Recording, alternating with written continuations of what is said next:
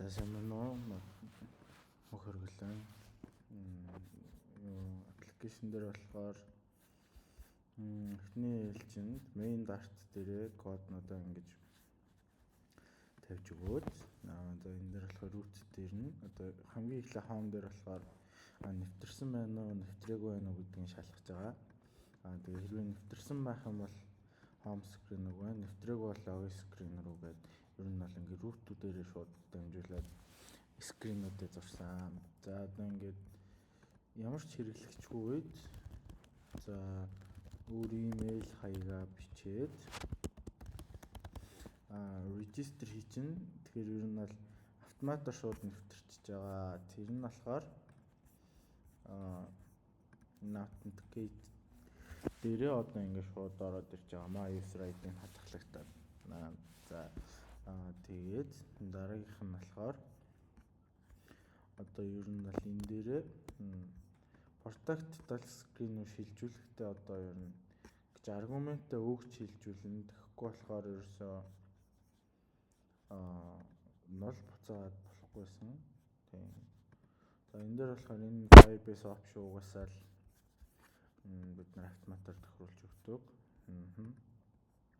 Тэгээ одоо энэ product cart гэдэг одоо widget нь юу гэж байгаа гэхээр ер нь бол product-ийг ингээд detail screen руу одоо энэ харагдаж байгаа энэ жижигхэн дөрвөлжингүүд л юм л да.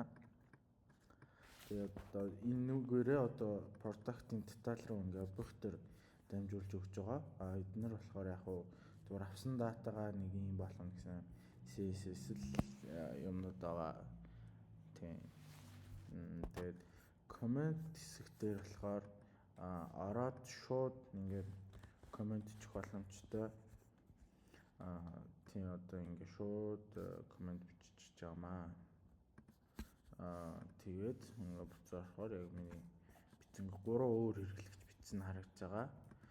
Тэгтээ эднэр нь яг нэг зүйл дээр давцахгүй байгаа. Тийм. Карт дээр болохоор би одоогоор шинэ хэрэглэгч учраас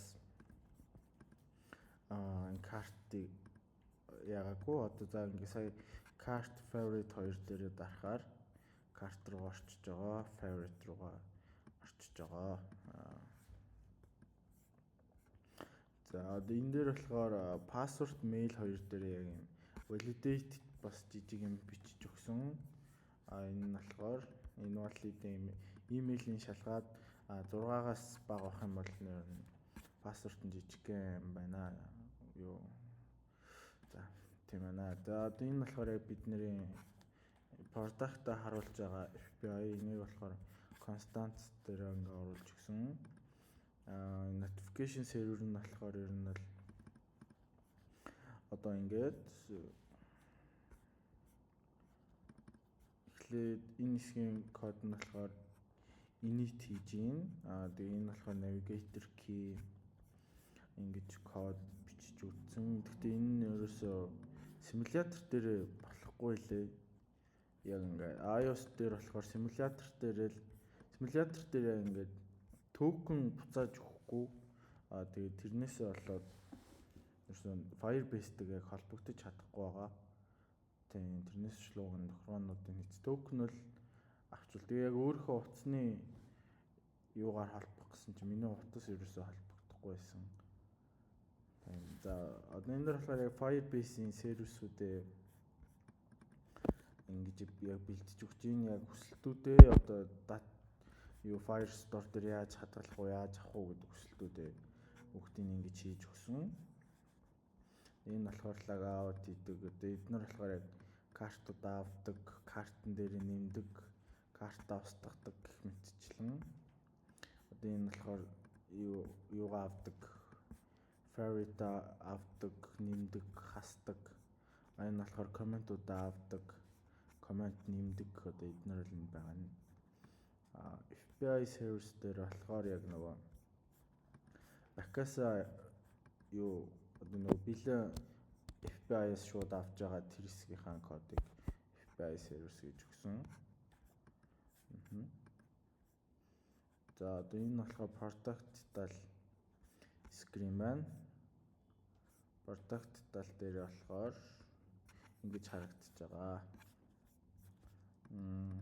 Home screen-ийн хувьд болохоор ийм харагдаж байгаа. Тэгээ icon-ууд дээр болохоор юм logout, нөгөө favorite, cart эднэрүүдээ scaffold-оор тавьж өгөөд доор нь болохоор нөгөө авсан датагаа шууд юу product cart-аараа дамжуулаад шууд ингээд маплаад харуулчихж байгаа.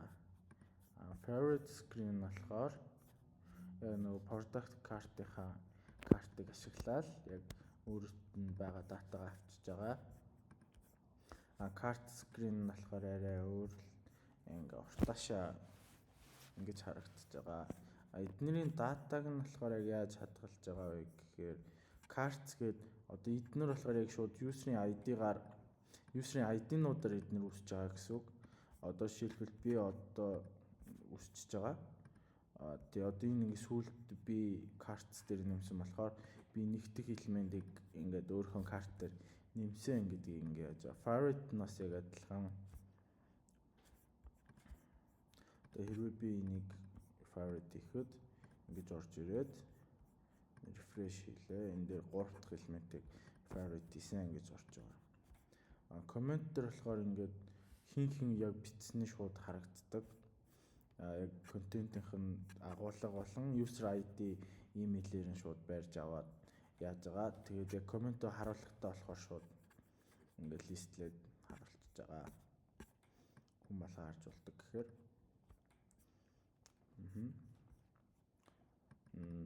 provider-ууд дээр болохоор яг одоо ийм Firebase-с ингэж авч байгаа, тэгж авч байгаа гэсэн provider-уудаа бас тодорхойлж өгсөн. Cart comment дээр, favorite дээр, product provider дээр тодорхойлж өгсөн. Модулуудаас яг comment дотор яг юу агуулгадах, user ID, username, product ID, content, үүсгэсэн өдөр, product дээр болохоор ID, title, description, үнэн, зурагтайгаа ийм дата орж ирнэ гэдгүүд бол модулууд дээр тодорхойлж өгсөн. Одоо ингээд сая болохоор шинэ үүсгэлийн хэрэглэгчээр орсон. Одоо өөр хэрэглэгчээр ороход